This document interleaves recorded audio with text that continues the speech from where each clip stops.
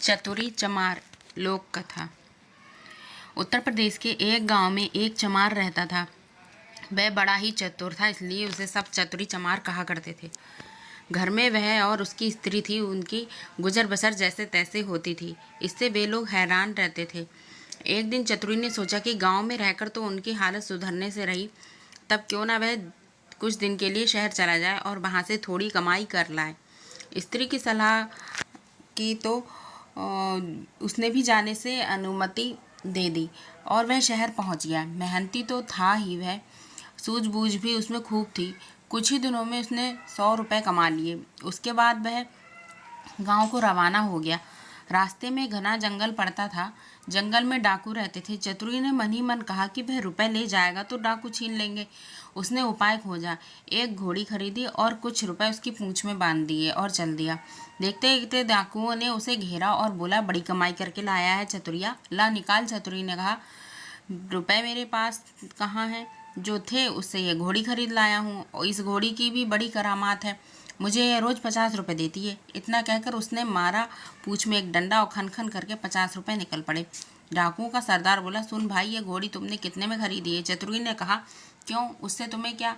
वह बोला, हमें रुपए नहीं चाहिए, ये घोड़ी दे दो। नहीं, चतुरी ने गंभीरता से कहा, मैं ऐसा नहीं कर सकता, मेरी रोजी की आमदनी बंद हो जाएगी। सरदार बोला, ये ले घोड़ी के लिए 100 रुपये। चतुरी ने और आग्रह करना ठीक न समझा।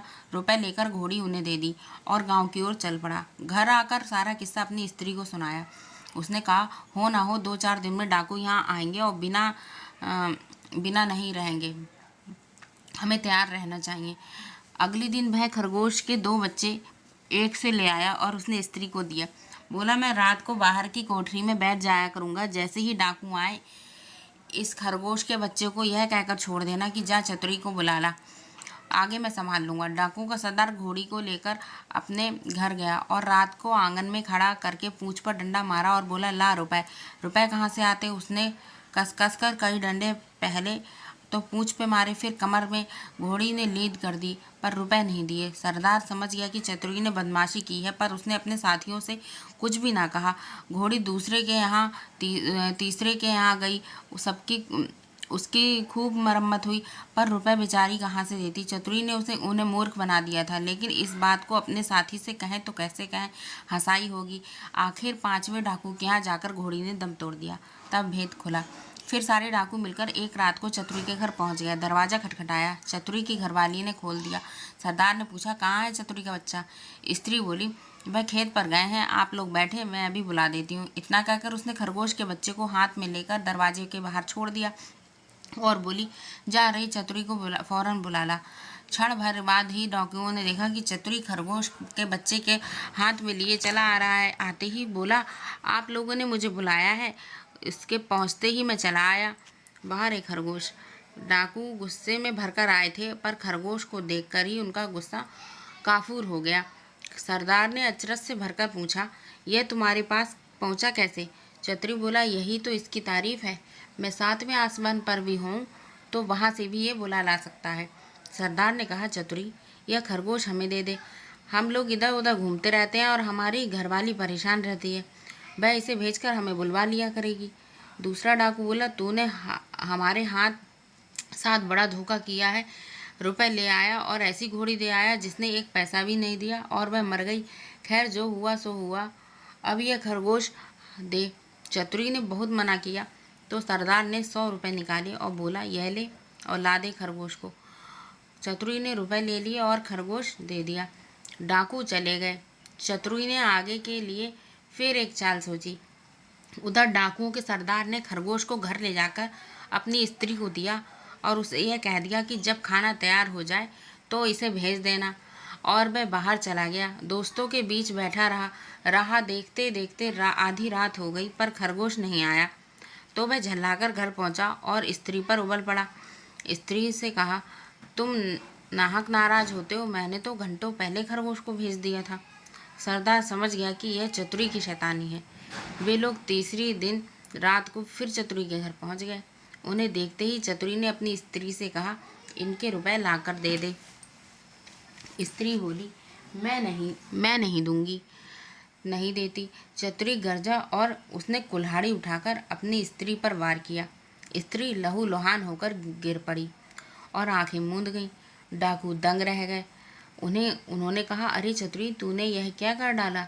चतुरी बोला, तुम लोग चिंता ना करो, यह तो हम लोगों के रोज की बात है, मैं इसे अभी जिंदा किए देता हूँ। इतना कहकर वह अंदर गया और वहां से एक सारंगी उठा लाया। जैसे ही उसे बजाया, स्त्री उठकर खड़ी हो गई। चतुरी ने उसे पहले ही सिखा रखा था कि खून दिखावे के लिए वैसा रंग तैयार कर लिया था। नाटक को असली समझकर डाकुओं का सरदार चकित रह गया। उसने कहा, चतुरी भैया, यह सारंगी तू हमें दे दे। चतुरी ने बहुत आनाकानी की तो सरदार ने 100 रुपये निकाल कर उसे दिए और सारंगी लेकर वे चले गए। घर पहुंचते ही सरदार ने स्त्री को फटकारा और कुछ तेज लड़ाई हो गई। आओ देखा ना ताओ, सरदार ने कुल्हाड़ी गर्दन पर मारी और गर्दन अलग कर दी।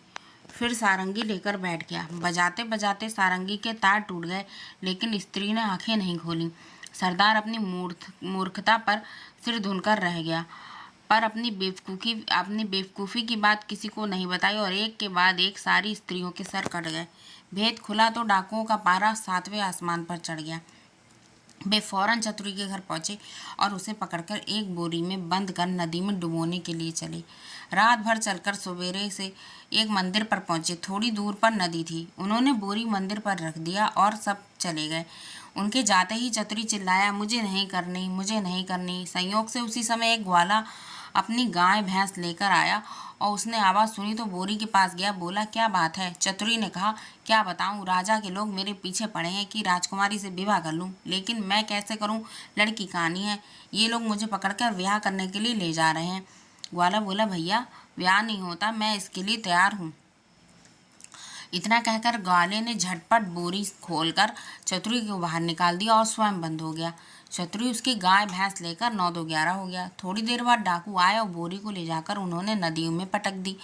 उन्हें संतोष हो गया कि चतुरी से उनका पीछा छूट गया, लेकिन लौटे तो रास्ते में देखते क्या है कि चतुरी सामने है। उन्हें अपनी आंखों पर विश्वास नहीं हुआ। पास आकर चतुरी से पूछा, क्या बे, तू यहाँ कैसे? वह बोला, आप लोगों ने मुझे नदी में उथले पानी में डाला, इसलिए गाय भैंस ही मेरे हाथ पड़ी। अगर गहरे पानी में डाला होता तो हीरे जवाहरात मिलते। हीरे जवाहरात का नाम सुनकर सरदार के मुंह में पानी भर आया। बोला, भैया चतुरी, तू हमें ले चल और हीरे जवाहरात दिलवा दे। चतुरी तो यही चाहता था।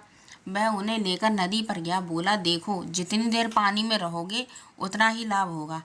तुम सब एक एक भारी पत्थर गले में बांध लो। लोभी क्या ना करता। उन्होंने अपने गले में पत्थर बांध लिए और कतार में खड़े हो गए। चतुरी ने एक एक को धक्का देकर नदी में गिरा दिया। सारे डाकुओं से हमेशा के लिए छुटकारा पाकर चतुरी चमार गाय भैंस लेकर खुशी खुशी घर लौटा और अपनी स्त्री के साथ आनंद से रहने लगा।